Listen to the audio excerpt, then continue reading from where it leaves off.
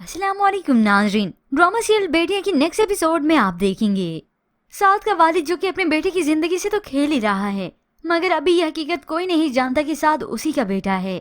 ये तो दानिश फिजा के साथ बिजनेस पार्टी में आया, तभी उसी वक्त बाहर फिजा अपना जूता ठीक करने खड़ी हो गई। ऐसे में दानिश जाकर साद के वालिद से मुलाकात करता है। फिजा आई तो एक दूसरे का इंट्रोडक्शन भी करवाया, लेकिन दोनों एक दूसरे को देखकर हैरान होते हैं।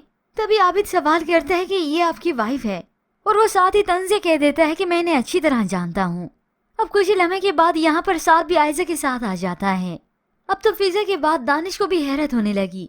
तभी उसे मालूम हो ही गया कि साद इन्हीं का बेटा है, मेरे बिजनेस पार्टनर आबिद का। अब सारे खुशगपियों में एक दूसरे से मसरूफ हो गए, मगर एक आयजा है जो खामोश बैठी है। साद ने बात की तो आयजा साफ कह देती है। कभी कभार इंसान किसी अजनबी के साथ बहुत खुश रह लेता है, और कभी कभी जान पहचान वाले भी दिल तोड़ देते हैं। अब साद जो कि आयजा और उसके रवैये को अपनी नजर से नहीं बल्कि अपने बाप की नजर से देख रहा है, तभी तो उसे आयजा की शक्ल से भी उकताहट होने लगी है। फिजा तो साद का आयजा से ये रवैया देखकर परेशान हो जाती है कि ये सब क्या है। तभी वो सारी हकीकत बता देती है कि इस फसाद की जड़ कोई और नहीं बल्कि साद का वालिद आबिद ही है। ये तो आयजा के वालिद और फुप्पो शादी का बुलावा देने के लिए उसके घर पर गए थे, तब मालूम हुआ कि साद अपनी वालदा के साथ अब रहता ही नहीं। ये सुनकर तो फुप्पो गुस्से से आग बगोला हो जाती हैं कि आपने तो कहा था कि आबिद से आपका कोई ताल्लुक नहीं, फिर आयजा वहाँ पे क्यों रह रही है। फुप्पो की ये बात सुनते हुए साद भी वहाँ पे आ गया तो चिल्लाने लगा, वो बाप है मेरा और मैं अपने वालिद के खिलाफ कुछ नहीं सुन सकता। बस अब तो आयजा के वालिद अपनी इज्जत बचाकर यहाँ से खामोश चले गए, क्या कह सकते थे, कुछ भी नहीं।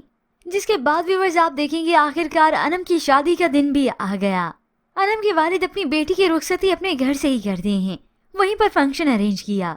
मगर ऐसे में फारिस की वालदा जो कि कड़ी नजर रखे हुए अपने बेटे पर, वो तो पहले से ही फिजा को वार्न कर चुकी थी कि दानिश की जिंदगी तो बर्बाद कर दी, लेकिन फारिस की जिंदगी के साथ मैं ऐसा कुछ नहीं होने दूंगी, तुम याद रखना।